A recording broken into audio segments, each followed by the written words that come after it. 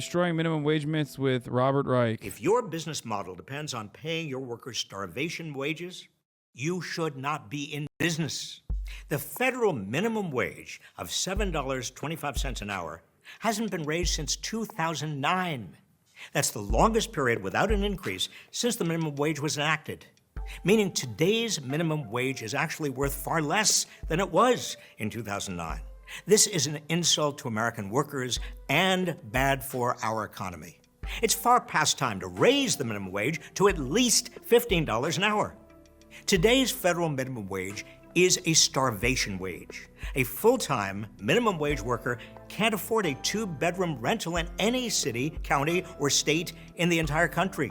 Meanwhile, billionaires like Jeff Bezos can afford a DC mansion with 25 bathrooms and 5 living rooms, just one of his many mansions.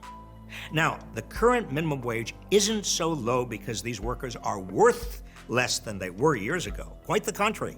If the minimum wage had kept pace with workers' productivity increases since 1968, it would be over $22 an hour today.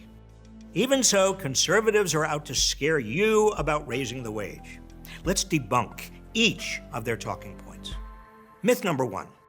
If businesses have to raise wages, they'll cut employees' hours or cut jobs altogether. Rubbish.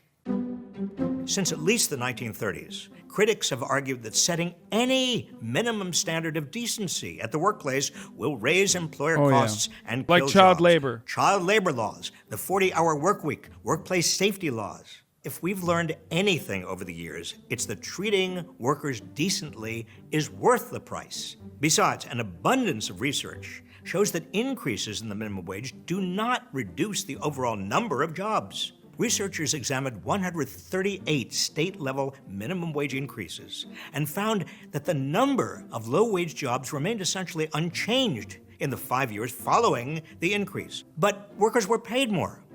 That's a job upgrade, not a job loss. And multiple studies have come to the same conclusion. When I led the fight to raise the minimum wage in 1996, many conservatives predicted huge job losses. Well, I'm happy to report that after the increase, almost 10 million low-wage workers received a raise, with no decline in overall employment. It's simply a myth that raising the wage automatically means lost jobs.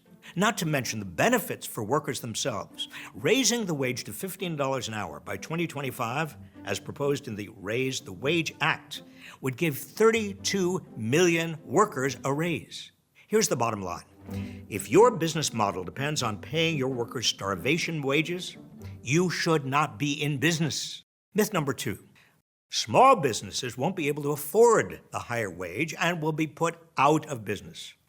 Baloney. The fact is, a higher minimum wage can actually lower costs to small businesses. How? Well, for starters, a higher minimum wage attracts more potential workers into the labor force, thereby giving employers more choice of whom to hire. This leads to higher productivity and better service. Better service means more satisfied clients and customers. Higher paid workers are also more likely to stick around, saving businesses the hefty costs that come with recruiting, hiring, and training new workers. A study of the San Francisco airport confirms this. Researchers found that following a wage increase, a majority of workers who received a raise improved their overall performance. The higher wages even led to shorter airport lines. Researchers also found that employee turnover declined by 34%. saving an estimated $6.6 million a year. Smart business owners understand. The greatest part about the turnover rate is that, like, Amazon is so gigantic.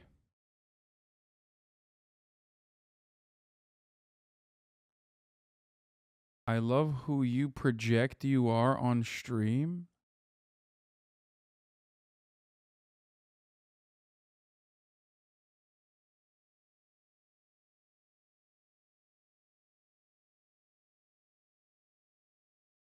And this. Henry. I don't know what that means. Okay, anyway,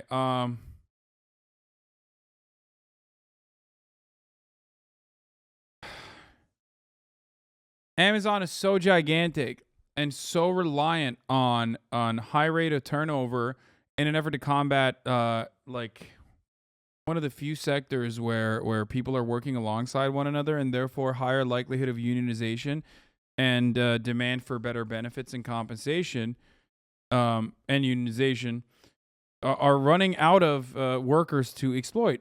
They literally are running out of workers because they're just because of the constant fucking turnover.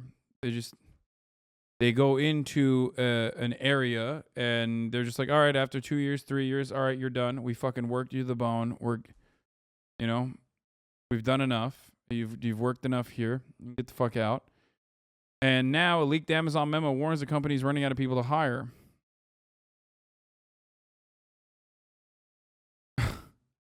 By 2024, they could run out of people to hire in the U.S. warehouses, according to leaked Amazon internal research from mid-2021 that Recode reviewed. If that happens, the online retail service quality and growth plans could be at risk, and its e-commerce dominance along with it. Raising wages and increasing warehouse automation are two of the 6 levers Amazon could pull to delay this labor crisis by a few years, but only a series of sweeping changes to how the company does business and manages employees will significantly alter the timeline. Maybe they should fucking want the union to, maybe they should support the ALU. I'm just saying. If we continue business as usual, Amazon will deplete availability of the labor supply in the U.S. network by 2024. It's because they're too large, dude. And it's too vast. And they're everywhere. So they're literally running out of people to exploit in towns when they have a 2-year turnover.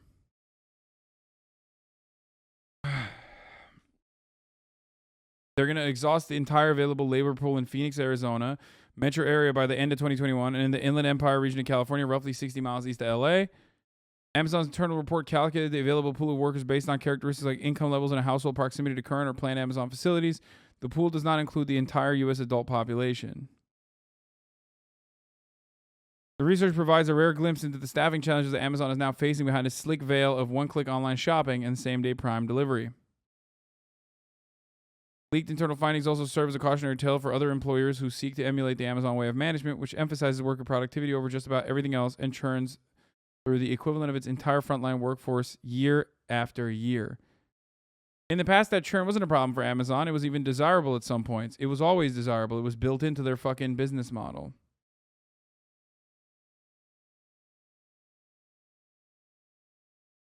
You know?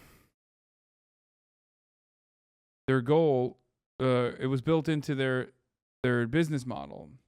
You hire, you work them to the fucking ground, and then you fire them so that before they even like have any kind of solidarity with the rest of the fucking workforce, they're already out the door.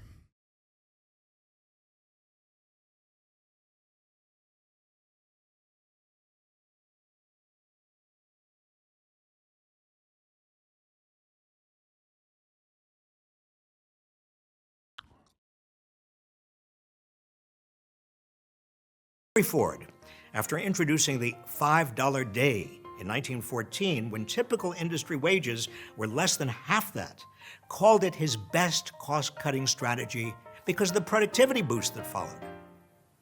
Myth number 3, if the minimum wage is raised, prices for everything will skyrocket and lead to widespread inflation. Wrong again. Researchers have found that for every 10% increase in the minimum wage, prices increase by less than 0.5%.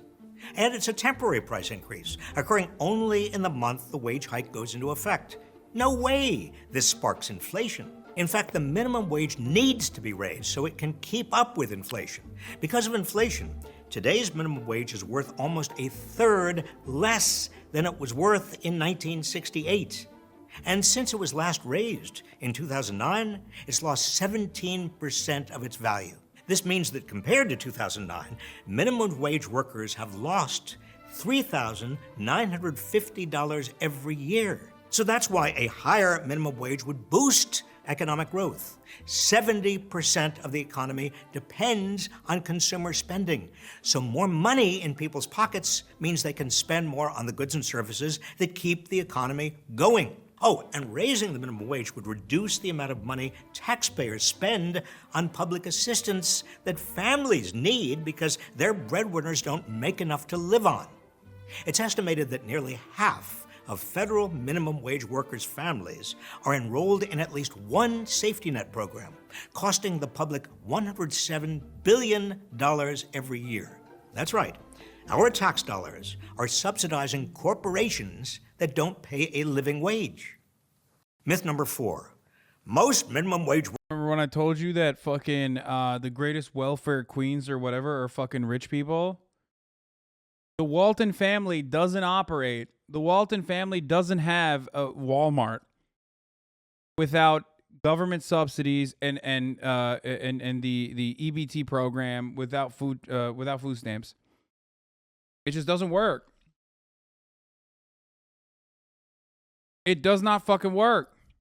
They need it. Otherwise, their workers will fucking starve. And they still starve.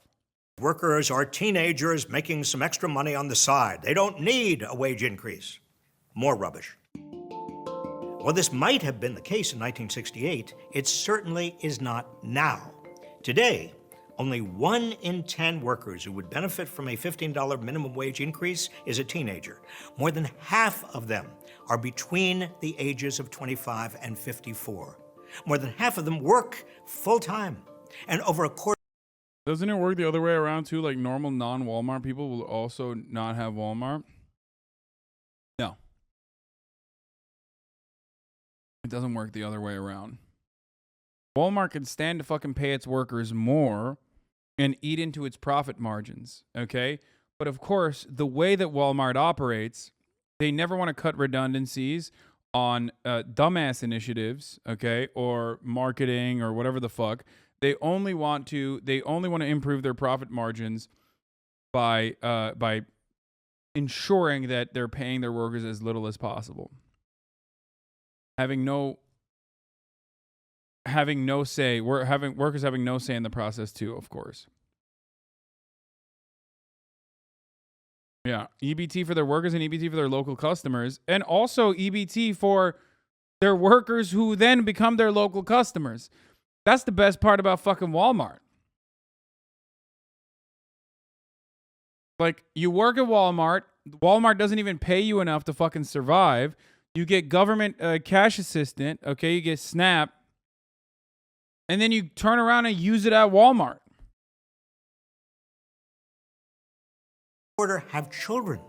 Today's minimum wage hurts people who are in their prime earning years, preventing them from building wealth and establishing financial security.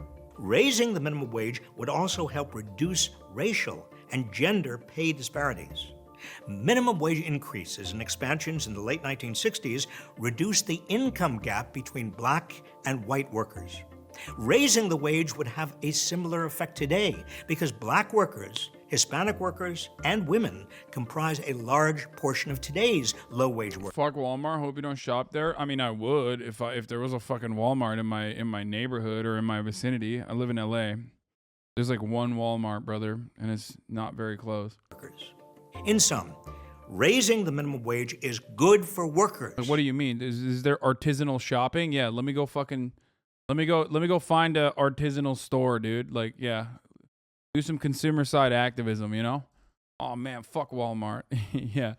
I go to Target only. Yeah, okay, sick.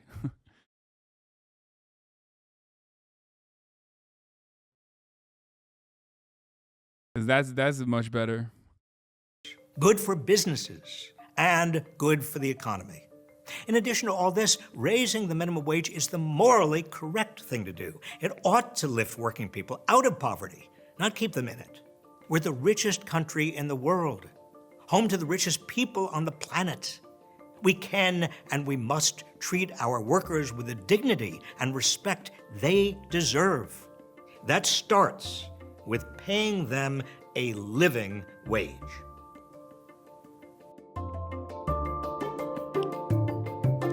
That was another Gravel Institute video with Robert Reich, Destroying Minimum Wage Myths with Robert Reich.